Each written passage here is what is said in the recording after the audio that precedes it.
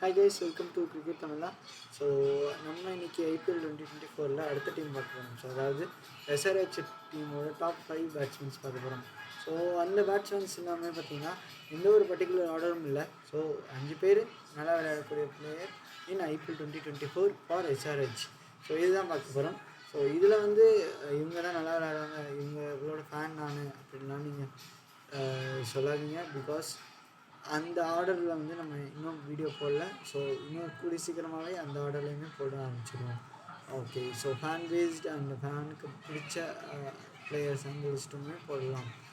Okay, first player யார் அப்படின்னு பார்த்தீங்கன்னா, ஃபஸ்ட்டு பிளேயர் பார்க்குறதுக்கு முன்னாடி இந்த டீம் வந்து எப்படி இருக்குது அப்படின்னு பார்த்தீங்கன்னா, அந்தளவுக்கு ஸ்ட்ராங் டீமாக பில்ட் பண்ணியிருக்காங்க அப்படின்னு கேட்டிங்கன்னா, இந்த டீம் முன்னாடி எல்லாமே பவுலர்ஸ் செமையாக இருப்பாங்க.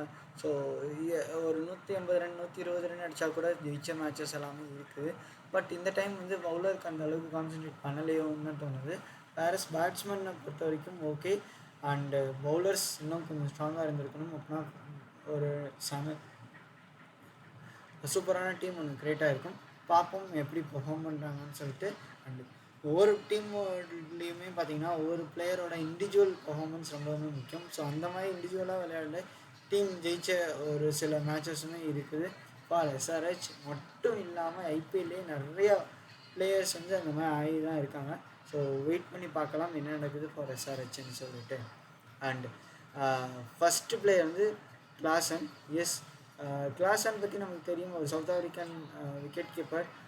பட் இவர் ஐபிஎல் அந்தளவுக்கு விளையாண்டுருக்காரா கேட்டிங்கன்னா ஓகே, விளையாண்டு தான் இருக்காருன்னு சொல்லலாம். பிகாஸ் ஆவரேஜே வந்து பார்த்திங்கன்னா 50 ரன்ஸ் வச்சுருக்காரு. அது மட்டும் இல்லாமல் ஸ்ட்ரைக் ரேட்டுமே பார்த்திங்கன்னா 177 வச்சுருக்காரு.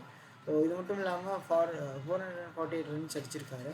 ஸோ இந்த மேட்சஸ் எல்லாமே, இந்த ஸ்கோர்ஸ் எல்லாமே வந்து பார்த்திங்கன்னா ஐபிஎல்லேருந்து அடித்தது தான். ஸோ அதை வச்சு பார்க்கும்போது okay fine, okay he can play for 2024 IPL அப்படின்னு சொல்லிட்டு டீம் முடிவு பண்ணியிருக்காங்க. ஸோ அந்த விதத்தில் வந்து பார்த்திங்கன்னா இந்த வாட்டி இவர் எப்படி பெர்ஃபார்ம் பண்ணுறாரு நம்ம வெயிட் பண்ணி தான் பார்க்கலாம். ஸோ அடுத்த பேட்ஸ்மேனாக யாருன்னு சொல்லிட்டு பார்க்கலாம். ஸோ நெக்ஸ்ட் பேட்ஸ்மேன் வந்து ராகுல் திரிபாதி.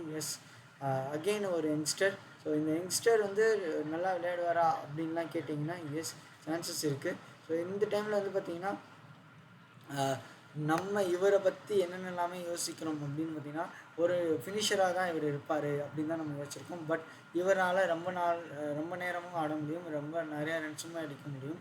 ஆனால் இவருக்கு அந்த அளவுக்கு ஆப்பர்ச்சுனிட்டி வரைக்கும் கிடைச்ச ஆப்பர்ச்சுனிட்டியாக அந்த அளவுக்கு ப்ரூவ் பண்ண முடியலை. ஸோ அதுதான் ராகுல் திரிபாதியை பற்றி விஷயம். ஸோ இவரோட ஸ்கோர் வந்து பார்த்திங்கன்னா 273 ரன்ஸ். ஸோ ஆவரேஜ் ரொம்ப கம்மியாக தான் இருக்குது, 22 ரன்ஸ். ஸோ ஸ்ட்ரைக் ரேட் அந்தளவுக்கு இல்லை, 128 தான். அண்ட் ஹையஸ்ட் ஸ்கோருமே 74, நாட் அவுட்டாக தான் இருந்திருக்கு. ஸோ இந்த ஒரு பெரிய பேட்ஸ்மேனா அப்படின்னு சொல்லிட்டு கேட்கும்போது பேட்டிங் ஆர்டர் நான் சொன்ன மாதிரி இன்னும் கொஞ்சம் ஸ்ட்ராங்காக தான் ஆகணும்.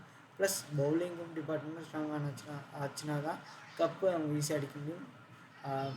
பவுலிங்கில் பேட்ஸ்மேன்ஸ் வச்சுருக்காங்க தான், ஓகே பார்க்கலாம் எப்படி அவர் பர்ஃபார்ம் பண்ணுறாரு. அவர் new talented and uncapped player டேலண்டட்லாம் கண்டுபிடிச்சி யூஸ் பண்ணுறாரா பேட்டிங் பவுலிங்கில், இல்லை அவர் மட்டுமே நல்லா பர்ஃபார்ம் பண்ணுறாரான்றது எல்லாமே நம்ம மேட்ச்சில் வெயிட் பண்ணி தான் பார்க்கணும். ஸோ தேர்டு பேட்ஸ்மேன் வந்து வேறு யாரும் இல்லை, மயங்க் அகர்வால். இவரை பற்றி நமக்கு நல்லா தெரியும், ரொம்ப வருஷமாக விளையாண்டுட்டு தான் இருக்கார். வேறஸ் மயங்க் அகர்வால் வந்து பார்த்திங்கன்னா ஒரு ரொம்ப நேரம் விளையாடக்கூடிய பிளேயர் தான் நான் சொல்லுவேன். பட் அவருக்குமே ரஞ்சி இந்த மாதிரி டொமஸ்டிக் நிறையா ட்ராஃபீஸில் வந்து பார்த்திங்கன்னா விளையாண்டுகிட்டே தான் இருக்கார் ரொம்ப வருஷமாக. ஸோ அந்த எக்ஸ்பீரியன்ஸை வந்து இங்கே யூஸ் பண்ணுவாரா இல்லைன்னு சொல்லிட்டு பார்க்கலாம். ஏன்னா ரொம்ப வருஷமாக ஆகிடுச்சு ஐபிஎல் விளையாட ஆரம்பிச்சு, அதில் விளையாண்டுட்டும் இருக்கார். பட் பர்ஃபார்மன்ஸ்னு பார்த்திங்கன்னா அந்தளவுக்கு ஒரு அவரோட பேரை ஞாபகம் வச்சுக்கிற அளவுக்கு இந்த இது இல்லை தான். பார்ப்போம் எப்படி அடிக்கிறாருன்னு. அவரோட ஸ்கோர் வந்து பார்த்திங்கன்னா 270 ரன்ஸ். ஸோ ஆவரேஜாக ஒரு 9 to 10 மேட்சஸ் விளையாண்டுருப்பார். அதில் பார்த்திங்கன்னா 27 ரன்ஸ் ஆவரேஜாக வரும். அது மட்டும் இல்லாமல் ஹையஸ்ட் ஸ்கோர் வந்து பார்த்திங்கன்னா இவருக்கு 83 தான் இருந்துச்சு. அண்ட் ஸ்ட்ரைக் ரேட் வந்து பார்த்திங்கன்னா 128 தான் இருக்குது. ஸோ மயங்க் அகர்வாலை பொறுத்த வரைக்கும் அந்தளவுக்கு விளையாடுவாரானா வெயிட் பண்ணி தான் பார்க்கணும். 2024 நிறைய பேர்த்துக்கு சேஞ்சாக இருக்கணும்னு தான் நானும் எதிர்பார்க்குறேன். பார்ப்போம் மெயின்டெனன்ஸ்லாம் போய் வெளியே வராங்கன்னு சொல்லிட்டு. ஸோ அடுத்த ஆள் வந்து யாரும் இல்லை, எய்டன் மார்க்ரம். ஓகே, இவர் தான் போன வருஷம் கேப்டனாக இருந்திருந்தார். இருந்தும் டீமை எந்த அளவுக்கு எடுத்துகிட்டு வந்தார் அப்படின்னு பார்த்திங்கன்னா, பெரிசாக இவரும் ஸ்கோர் பண்ணல, அவங்க டீமும் ஸ்கோர் பண்ணல. ஸோ டீம் ஸ்கோர் பண்ணாதப்போ இவருக்கு ப்ரெஷர் அதிகமாகிடும். ஸோ அதுதான் அவங்க லாஸ்ட்டாக முடிக்கிறதுக்கு காரணம் டேபிள் ஆஃப் ஐபிஎல் 2023. அந்த சீசன்லேருந்து இந்த சீசன் எப்படி மாறி இருக்காங்கன்னு சொல்லிட்டு நம்ம வெயிட் பண்ணி தான் பார்க்கணும். பிகாஸ் சவுத் ஆஃப்ரிக்கன் கண்டிஷன் வேறு, இந்தியன் கண்டிஷன் வேறு. அவர் ஒரு டீமை உடனே எடுத்து மேனேஜ் பண்ண முடியலை. பட் இந்த வாட்டி பேட்ஸ்மேன்ஸ் நல்லா பண்ணுறாரான்னு சொல்லிட்டு பார்க்கலாம். ஸோ இவரோட டோட்டல் ஸ்கோர் வந்து பார்த்திங்கன்னா 248 runs on an average of 22.55. And இவரோட ஹையஸ்ட் ஸ்கோர் ஒரே ஒரு 50 அடிச்சிருந்தார். அண்ட் ஃபிஃப்த்து பேட்ஸ்மேன் வேறு யாரும் இல்லை, நமக்கு நல்லாவே தெரிஞ்ச அபிஷேக் சர்மா தான். எஸ், நம்ம போன வீடியோவில் பார்த்துருப்போம், யங்ஸ்டர் ஒரு அன்கேப்டு பிளேயர் 6.5 crore வாங்கியிருக்காங்க. ஸோ நிச்சயமாக டேலண்ட் இருக்கிறத இவர் காட்டுவார் அப்படின்னு சொல்லிட்டு நம்பலாம். ஏன்னா நம்ம ஒரு யங் டேலண்ட்ஸை நிறையா எடுத்துகிட்டு வரும்போது அவங்க டேலண்ட்ஸை காட்டினா தான் நெக்ஸ்ட்டு இயர்ஸாக இருக்கட்டும் அண்ட் ஃப்யூச்சர் இந்தியன் கிரிக்கெட் டீமாக இருக்கட்டும், அதுக்கு எல்லாமே ஒரு நல்ல ஆப்பர்ச்சுனிட்டிஸ் வர்றதுக்கு வாய்ப்பு இருக்குது. அந்த இது ஐபிஎல்லேருந்து டேலண்டடாக வந்து நிறையா பிளேயர்ஸ் இன்னுமே நம்ம இந்தியன் கிரிக்கெட் டீமுக்கு விளையாண்டுட்டு தான் இருக்காங்க. அது மட்டும் இல்லாமல் நிறையா ஃபாரின் பிளேயர்ஸ், முக்கியமாக சொன்னோன்னா ரஷீத் கான். ஸோ நல்லா தெரியும், ஒரு ஹிடன் டேலண்ட் வச்சு வந்தார். இப்போ பார்த்தீங்கன்னா ரஷீத் கான் சொன்னால் தான் அந்த டீமே தெரியும். அந்த டீம் தெரியும் போது அதுலேருந்தும் நிறைய பேர் பாப்புலராக வெளியே வர ஆரம்பிச்சிட்டாங்க. ஸோ அப்படி தான் ஒவ்வொரு டேலண்ட்டுமே வெளியே வராங்க டியூ டு இந்த particular tournament called IPL.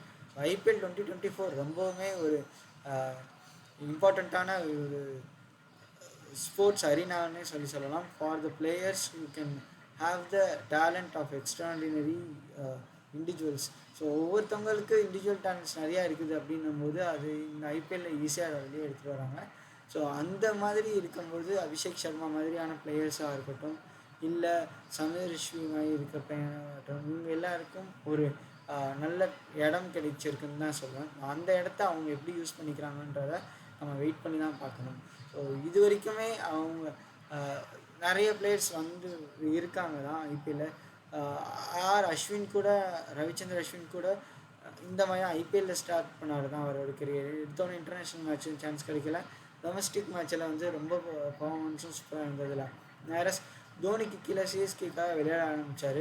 So நல்லா போட ஆரம்பித்தார். ஸோ தட் அவருக்கு இந்தியன் டீமில் சான்ஸ் கிடச்சிச்சு. அங்கேயுமே ஒரு சீரீஸ் ஃபுல்லாகவே சான்ஸ் கிடச்சிச்சு. அதில் ஒரு 2 மேட்ச்சில் வந்து பார்த்திங்கன்னா அவர் நல்லா பெர்ஃபார்ம் பண்ணார். ஸோ தட் இந்தியன் டீம் அவரை ரீடைன் பண்ணிட்டு இருந்தாங்க. அவர் வேர்ல்டு நம்பர் 1 ஆனார். So not only in bowling, இந்த ஆல்ரவுண்டிங்லேயுமே அவர் நம்பர் 1 இருந்திருந்தார்.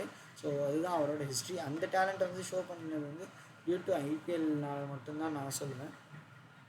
ஸோ ஐபிஎல் வந்து நிறைய பேருக்கு டேலண்டடாக இருந்திருக்கு அண்ட் நிறைய பேருக்கு டேலண்டடாக வெளியே எடுத்துகிட்டு வர ஒரு ஸ்பேஸாக இருந்திருக்கு. அதே மாதிரி தான் இப்போ இருக்க அபிஷேக் சர்மாவாக இருக்கட்டும், மற்ற எந்த ஒரு அன்கேப்ட் பிளேயராக இருக்கட்டும் ஆர் ஃபாரின் பிளேயராக இருக்கட்டும். ஸோ ஃபாரின் பிளேயர்ஸ் எல்லாமே நம்ம அன்கேப்ட் பிளேயர்ஸை நிறையா பிக் பண்ணலை. ஸோ டேலண்ட் காட்டினவங்க இன்டர்நேஷ்னல் மேட்ச்சில் நிறையா விளையாண்டதுனால தான் நம்ம எடுத்திருக்கோம். ஸோ பார்ப்போம் எந்தளவுக்கு ஃபாரின் பிளேயர்ஸ்க்கு சான்சஸ் தராங்கன்னு சொல்லிட்டு. ஸோ வீடியோ பிடிச்சிருந்துச்சுன்னா லைக் பண்ணுங்கள், உங்கள் ஃப்ரெண்ட்ஸ் அண்ட் ஃபேமிலி கூட இந்த வீடியோவை ஷேர் பண்ணுங்கள். யார் எல்லாமே ஐபிஎல் இன்ட்ரெஸ்டாக இருக்காங்களோ அவங்கள பார்க்க சொல்லுங்கள். அண்ட் இந்த சேனலை சப்ஸ்கிரைப் பண்ணி வச்சிட்டிங்கன்னா உங்களுக்கு பார்த்திங்கன்னா எல்லா விதமான ஒரு கிரிக்கெட் அப்டேட்டுக்கான நோட்டிஃபிகேஷனுமே உங்களுக்கு வரும். ஸோ தட் நீங்கள் சப்ஸ்கிரைப் பண்ணி வச்சுக்கோங்க. So thank you for love and support guys. Thank you.